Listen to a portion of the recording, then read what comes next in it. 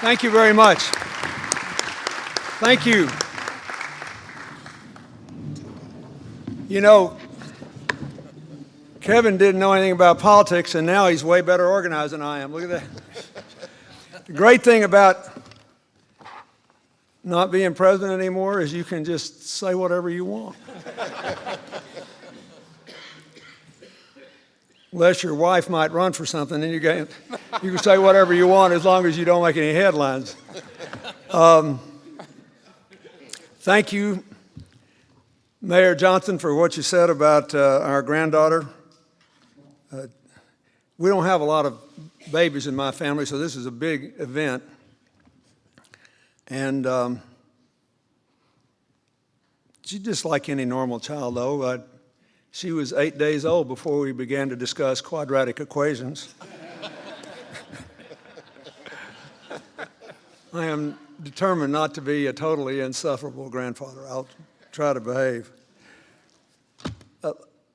I want to thank all the people who are here at the dais for their public service, and especially my longtime friend, Mayor Stodola. And, you know, Arkansas is a small state, so if you've been in politics here as long as I have, you knew all these people way before they were old enough to vote. And I've been going around on a tour of the state the last couple of days, and I walked into a meeting last night in Northwest Arkansas, and there was a 91-year-old man there who was the county judge in the county next to where the university is. And the first time I ever appeared in court as a young Arkansas lawyer, it was to defend my party's county officials in a contest over the absentee votes. Today, you know, as attorney generals had to deal with, among other things, with the headache of all these efforts to restrict early voting and everything. We didn't have any early voting. You had to vote absentee, and you couldn't vote absentee unless you had a good excuse. And I didn't plan to talk about any of this, but I saw that man out there, and I said, you know, when I went to his court, I was trying to defend all these absentee votes we counted, and one guy got up, and this guy's vote was counted. His testimony was that he was an employee of our state's Game and Fish Commission, and that he had to take the state's only bear trap from where he voted to another county in the Ozark Mountains on election day. But I swear, another guy stood up and said, this shows you one of the problems we're dealing with. That's why I mentioned this. The other guy stood up and admitted that he had lived in Tulsa, Oklahoma for 20 years. And in every election had continued to vote absentee in this little rural Arkansas county. And he said, look, you don't understand. I don't know anything about politics there. He said, I just went over there to get a job. As soon as I get my retirement in, I'm coming home. He said, I know everybody that runs at home. They didn't count his vote because he'd been gone for 20 years. But the point is, ties that bind count. Creating a sense of identity in an ever more diverse and rapidly moving world counts. And trying to preserve everybody's fundamental rights as well as to empower people to exercise their responsibilities counts. I know that I am biased. When I nominated Attorney General Holder to be Deputy Attorney General, he was unanimously confirmed, even in that rather aggressive environment we had in Washington at the time. And it's interesting to see how the justice system and how all the mayors have been involved in all these currents that are roiling America and around the world. So the first thing I'd like to say to you has nothing to do with the crime bill. Everywhere in the world, people are working the way you try to run your cities. Good things are happening. Everywhere in the world, people are practicing inclusive politics, working across party lines, racial lines, income lines. Everywhere in the world, good things are happening. Everywhere in the world where the daily life is dominated by identity politics, whether it's based on race or religion or whatever, good things are not happening. Conflict abounds. In some places, the manifestations of this are far more destructive than even the most horrible things we've experienced in America in the last few years. It is the great challenge of the 21st century. Whether we like it or not, we are increasingly bound together. And we can't get away from each other to save our lives. So what you've got in America and what you've got around the world is about a 50-year effort. If you just take the fall of the Berlin Wall as a sign of the old order, you've got about a 50-year effort to redefine the terms of our interdependence. How are we going to deal with each other? How are we going to get along? And in a funny way, basic community units are more important than they have ever been. So first, I just want to thank you all for your willingness to do this work.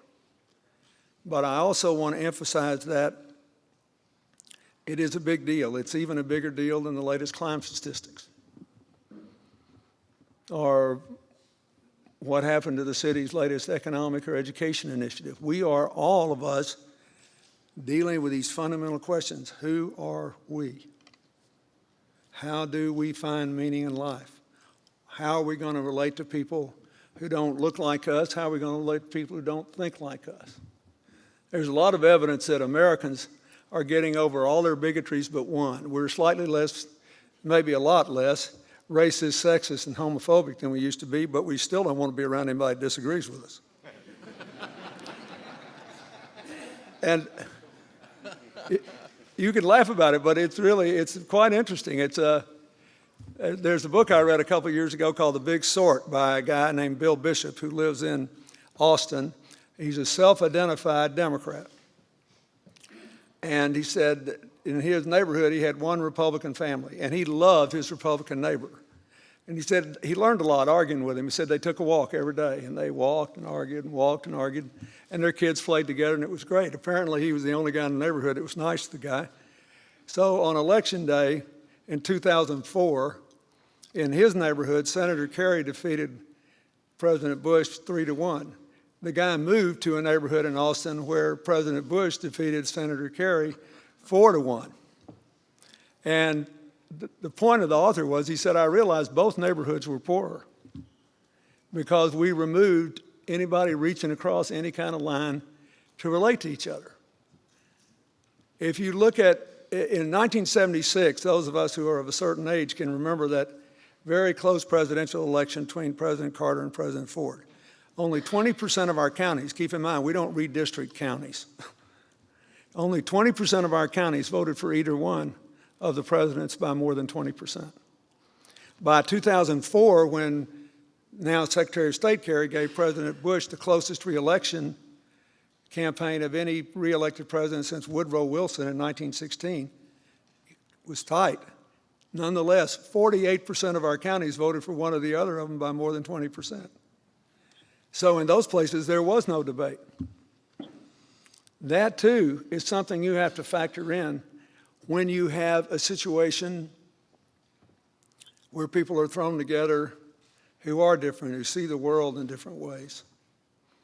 And therefore, I still think being a mayor is the best job in American politics, but it also carries a heavy responsibility because you get a chance day in and day out, just like you do if you run a police department, to redefine the terms of our interdependence in positive ways.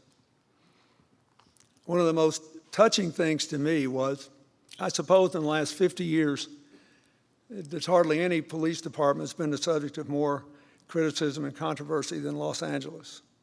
But there was a citizen was killed in Los Angeles shortly after all this trouble in Ferguson began, and things went back to normal pretty quickly because of the aggressive community relations strategy that had been instituted and was implemented. Because, look, if we all live long enough, we're going to, and have responsibilities, we'll all make mistakes, tragedies will happen, people will do bad things. And the question is, how are we going to relate to each other? How are we going to work through these things? What happens when something goes wrong? And that's what I wanted to say about this 20th anniversary of community policing. Eric will remember, that he was there. We basically, here's what we knew in 1994. And I've read a lot of these articles about all this, and they didn't say, violent crime had tripled in America since 1964. The population had gone up, and the size of America's police forces had increased 10%. So the bad number was plus 300, the good number was plus 10. Nobody thought we could increase the size of police forces by 300%. In New York, beginning at the end of Mayor Dinkins' term and continuing through Mayor Giuliani, this community policing strategy had been developed where every day the precincts were mapped for crime, things were followed, resources were deployed, and insofar as possible, police officers were put on the street and established ongoing relationships with people in the communities. And it seemed to be working. So the whole idea was not to say if we increase the money we're giving the cities enough to increase the size of police forces by 8 or 10%, there'll be a 70% reduction in crime over X number of years. The idea was to enable people like you to change the way you related to the community, to have physical presence and trust and relationships, create an environment that would reduce the number of crimes being committed in the first place, as well as to enable you to solve them as quickly as possible with a minimum amount of violence and a maximum amount of cooperation. And I don't think there's any question that it had a significant impact on what happened. It remained somewhat controversial, not so much on its own merits, but because over time, after I left office, the subsequent people making these decisions didn't think it was as valuable as a lot of us thought it was. And then in President Obama's administration, when Eric became Attorney General, they thought it mattered more. And I think they're right. I think it does matter. There is no silver bullet here. There's no question that the booming economy helped, but it's worth pointing out that when the economy went down, the crime rate didn't go up nearly as much as the economy went down. Why? I think it was partly because if people relate to one another as human beings, they know good things and bad things happen. They know there are good economic times and bad economic times. They know you still got to manage every day, and if you're my age, you should have learned that you still got to learn to be grateful for every day of life you have, whether it's a good economic day or a bad economic day. That you can make something good happen in your life every day, that life is more than just economics. And so, as the Attorney General and our country and our friends up just north of here in Missouri try to deal with the tragedy of what happened in Ferguson, I think it's important to remember that as long as we're here on this earth, there will occasionally be bad things that happen. That has to be dealt with on its own merits. Whatever the facts are, whatever the appropriate thing to do that. But we know that if we have a situation where the law enforcement community and the government generally is inclusive and represents all elements of the community and connected, we're more likely to make good, decent decisions and less likely to make big, bad mistakes. And nobody hired any of you to be perfect. They hire us all to have the best available system, to train people to work in them. That's another thing that's underappreciated in the COPS program. We didn't just hire 125 or 30,000 more by the time I left, or within a couple of years, but more than 700,000 police officers were trained in community policing techniques. And a lot of you were a part of that. That made a big, big difference. And so I don't want to minimize this. One of the most important debates that's occurring where we have a genuine chance at bipartisan cooperation for a number of reasons. It's the debate over the over-institutionalization of people who didn't commit serious crimes. Too many people in prison for too long. There seems to be a broad bipartisan consensus on this. And since the Republican Party were at the forefront of demanding longer and longer sentences in the 90s, I give them a lot of credit for changing. I think a lot of the religious forces within their party are a part of it. I think the sense that this was costing way too much money for the taxpayers is a part of it. I think the fact that some of it was unnecessary is a part of it. But I also think we can't lose sight of this fact. We basically took a shotgun to a problem that needed a .22. A very significant percentage of the serious crimes in this country are committed by a very small percentage of people we refer to as criminals because they violated the criminal law. So there's not much question that if that small percentage of the people, if they are not rehabilitated, benefit society by being behind bars. The problem is we took shotgun to it and just sent everybody to jail for too long. So I think in this next step where we're apparently going to start debating all this, and as the presidential election approaches, we'll have a lot more discussion of this. It's important for all of you to weigh in on this. Can we do a better job as identifying the people who present a serious threat to society? How can we justify, if we're going to shorten these prison terms, couldn't we take the savings and spend a little more money on the savings and putting those education programs back in to the prison system? Don't you think it's interesting that there's virtually a zero recidivism rate among people who, while they're in prison, get a college degree or a good certification that enables them to walk out of jail and get a job? I mean, we need to really think through how we're going to do this, because it does seem to me that there really is a broad community consensus emerging that the country has too high a percentage of people in jail, that too many of people stay longer than they need to, that we have overshot the mark. I don't think there's any question in that. And all of us, and my first job was the Attorney General of the state, so anybody who's been in law enforcement for a long period of time is partly responsible for the mess we've got. And I'll take my fair share. We need to unpack it, but I think we can't just treat this like a money problem. There are real people there. And a lot of those real people are young, mostly male people who didn't get an education, got disconnected from the community, could make a go of it, won't be violent criminals if they get out, but may still keep getting in trouble if they're just as marginalized when they get out as they were when they went in. And I think that if we are going to try to address this problem, we need to do it with the same kind of community approach that was embodied in a community policing law. It's a great opportunity for us. And it will say something about us as a country and about each of your communities if we can do this in the right way. But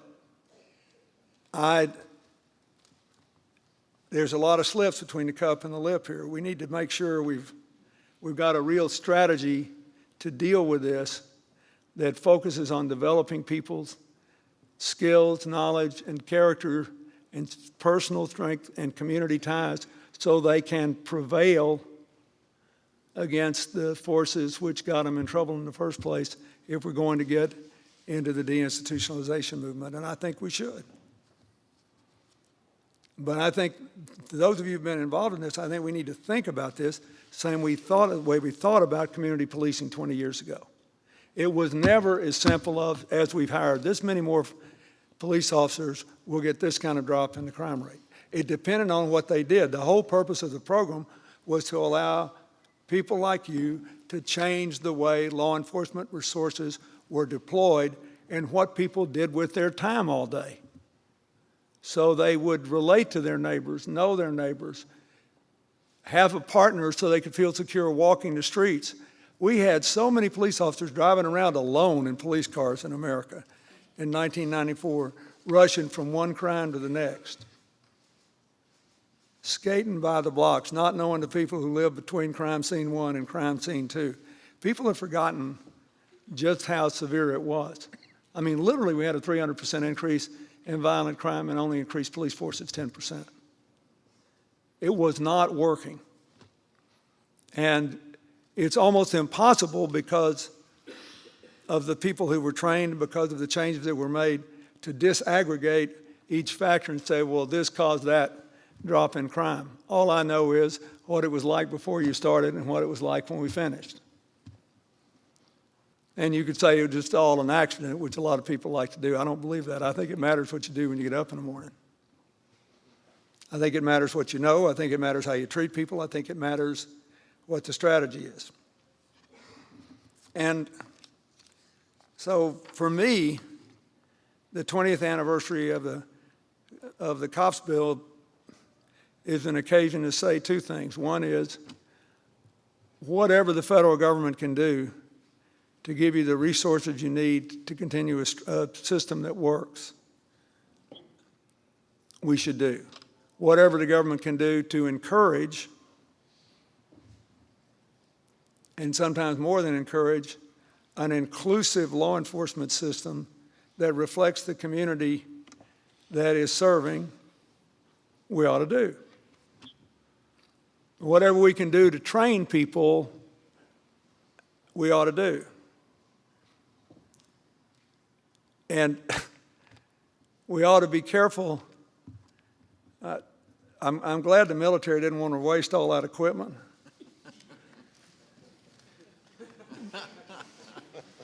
But sometimes the picture says more than the donation dollar amount about the real net impact of what some of these transfers have on your need to feel connected to your community.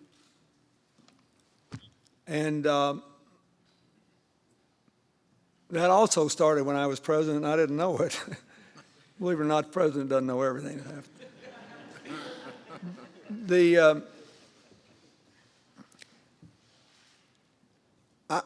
I really feel that what we learned doing this, if we're all reasonable and honest, will tell us what we need to keep doing that we started 20 years ago, where we need to emphasize it.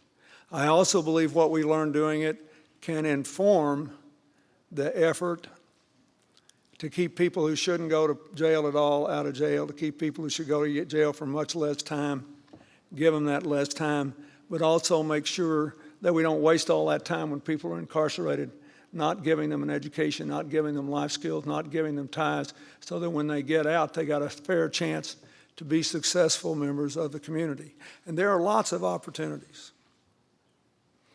I'll give you an example. I was just thinking about in New York the other day, about something that doesn't have anything to do with the prison system.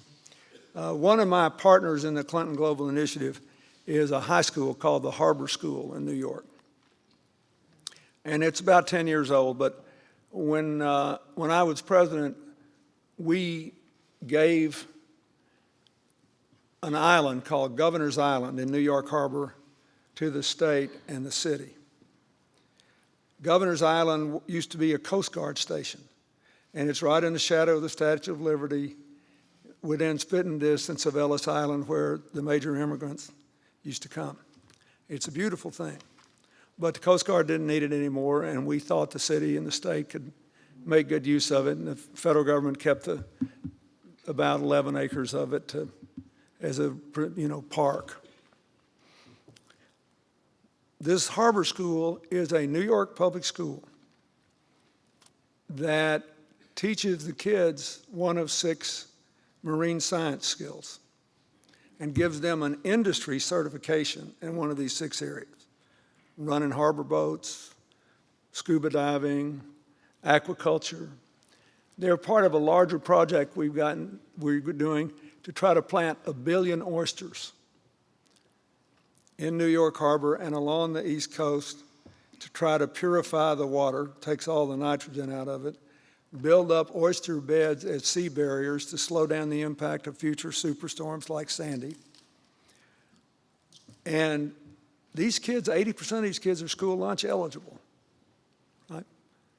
Target potential prison populations. A lot of them can't even swim when they enroll in the harbor school. When they graduate, they have two things, not one.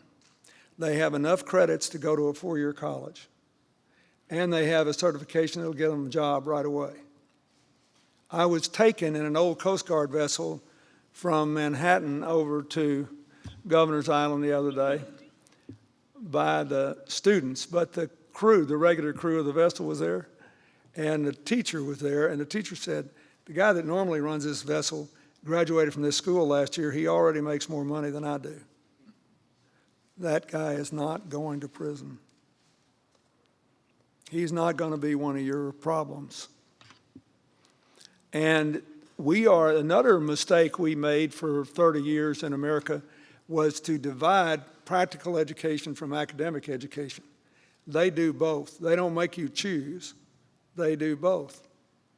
But it's exhilarating for me to sit at a table and talk to a 16-year-old who 2 years ago couldn't swim and tell me what the ecological and economic benefits of the 1 million oysters they've already put into New York Harbor are, or the 2 million they put at the Brooklyn Naval Yard. And the equivalent of that kind of opportunity exists virtually everywhere in America now. And that's another thing that prison programs ought to be looking at. How can we align these education and training programs that I think should be put into a deinstitutionalization policy in a way that they really fit with the local economy, so that people won't say, well, maybe I ought to give you a chance. They'll say, I can't wait till you get released. We need you. So, and we can't forget about the much more difficult question, which is, since we know a huge percentage of the really serious crimes are committed by a small percentage, not of the population, a small percentage of the criminals, how good are we at identifying those people?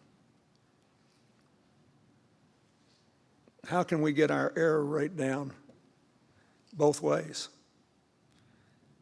We don't want to keep somebody who'd be better off living a life that could be productive.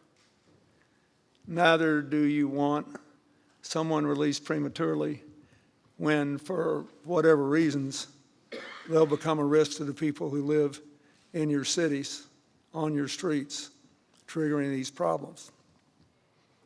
So that's what I wanted to say, that this book I've read, I've cited it 1,000 times in public speeches, this big sort made a big impression on me. That the thing that struck me reading all these heartbreaking stories day after day after day after day about Ferguson, right down to the day where a lot of the white residents of the cities were interviewed in the story today and said they were just stunned by all this. They had no idea there was this much alienation, all that. You know, we cannot afford not to know our neighbors. And it doesn't matter if they don't vote the way we do.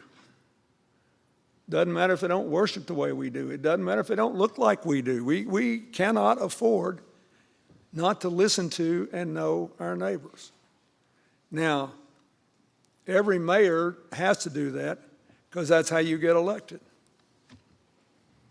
Sometimes the racial divide means one group's got the votes and the other group's got the money. Sometimes it's much more sophisticated than that. But if you think about the way you run for office and then try to run your politics, we have to try to run our communities that way. I'm just telling you,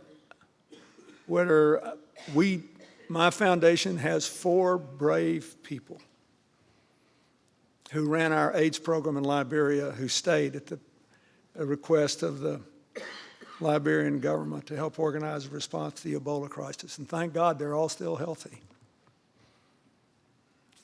But if you go to we work in places in Africa where the per capita income is still below $1 a day. We work in remote Andean villages where Indian women go sell consumer products and under our projects to remote villages where people have never had any kind of business network at all, ever. But it's not that much different from what you're facing. I'm telling you, everywhere in the world, from the poorest to the wealthiest and in between, where people are working together, good things happen. Where people are all divided and fight and blind to the fears and hopes and dreams of their neighbors, good things are not happening. This is not rocket science. So if you think about how all of the mayors here have tried to govern all these years, that's the America we got to create for the 21st century. And it has to be a model for what happens everywhere. I don't want to get into the politics of this, but I told somebody the other day, I thought that the strategy that the president announced for dealing with this ISIS problem had a chance to work, because for the first time we had a government in Iraq that looked like it might actually try to represent everybody. You can't ever beat somebody with nobody. People have to feel like they have a stake in the future of your community or their country. And so I'll just leave with this. This is what community policing meant to me. In Central Africa, in one of the areas we work in, it had a big AIDS problem at one time, and we do malaria work and work against kids dying from diarrhea now. There are almost no roads. Everybody just sees everybody walking around. When they pass each other on a trail, one will say, as you would say, translated into English, "Good morning, how are you?" But the answer translated into English is not, "I'm fine, how are you?" The answer is, "I see you. I see you." You think about how many people in your cities go about their business every day and don't see other people that live in their cities. Think about how many times we do it. How many times you go in a restaurant and you don't really see the people that are serving you. You don't give a second thought to the people in the kitchen making the food. How many times you go to a banquet and you wonder, it never crosses your mind that when we all leave, we left a heck of a mess and somebody's got to come in and clean it up. And so, to me, the whole import of this whole community policing deal is, it doesn't make us naive. It doesn't make the police put down their guns. It doesn't mean some people don't need to go to jail for a very long time. It just means we all have to see each other. We got to know where we are, who we're with, what we can get done, and that we have to do it together. That was the real genius of the community policing program. And it is the great promise of America. There is no country better suited than we are for this new century, because we got somebody here from everywhere. I mean, all this diversity is a great, great thing for us, but only if we see each other and act accordingly. And for your work in doing that, and for your struggle to make sure we all do that, I am very grateful. Thank you very much.